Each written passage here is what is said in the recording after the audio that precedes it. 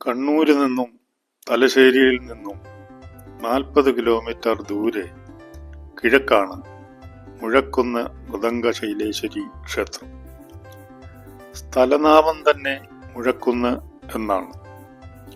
മുഴക്കമുള്ള കുന്നെന്നോ മിഴാവ് കുന്നെന്നോ അർത്ഥമാക്കാവുന്ന സ്ഥലനാമമാണിത്. മിഴാവ് കുന്നാകാം മൃദംഗശൈലമായതെന്ന് കരുതാം. സാക്ഷാൽ ചണ്ഡികയാണ് മൃദംഗശൈലേശ്വരി. മട്ടന്നൂരിന് കിഴക്ക് പുരളിമല എന്നൊരു സ്ഥലമുണ്ട്. ഇത് ഒരു കോട്ടയായിരുന്നു. ഹരിശ്ചന്ദ്ര പെരുമാൾ എന്നൊരു രാജാവിൻ്റെ കൊട്ടാരമായതിനാൽ ഹരിശ്ചന്ദ്രക്കോട്ട എന്ന് ഇതിനെ പറഞ്ഞു വന്നിരുന്നു. ഈ രാജവംശം പുരളി രാജവംശമെന്ന് അറിയപ്പെട്ടു. ഇവരുടെ കുലദേവതയായിരുന്നു മൃദംഗ ശൈലേശ്വരി. ഈ രാജവംശമാണ് പിൽക്കാലത്ത് കോട്ടയം രാജവംശമായും ഒരു ഭാഗം പഴശ്ശി രാജവംശമായും പ്രസിദ്ധി നേടിയിട്ടുള്ളത്. കഥകളിയുടെ ഉപജ്ഞാതാവ് കോട്ടയം തമ്പുരാനും ബ്രിട്ടീഷ് പടയോട് പൊരുതിയ പഴശ്ശി രാജാവും ഈ വംശത്തിലെ അവിസ്മരണീയരാണ്.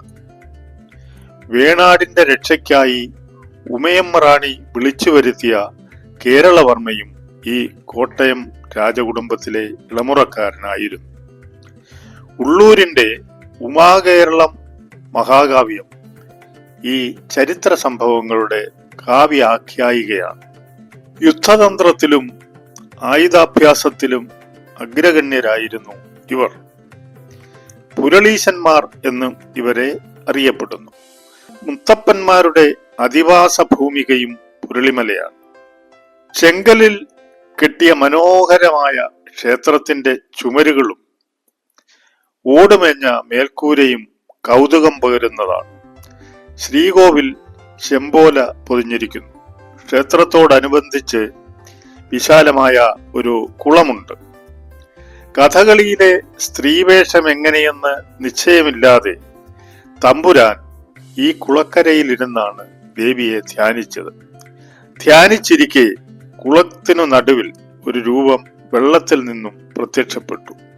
ആ രൂപമാണ് കഥകളിയിൽ സ്ത്രീ രൂപമായി ഇന്നും അവതരിപ്പിക്കുന്നത്. രാജകുടുംബാംഗങ്ങൾക്ക് ആയോധന പരിശീലനം നൽകുന്ന പിണ്ടാലി കളരി ക്ഷേത്രത്തോട് ചേർന്നാണ്. പിണ്ടാലി ഗുരുക്കളെ സ്ഥാനമേൽപ്പിച്ച് അനുഗ്രഹിക്കുന്നത് രാജാവാണ്.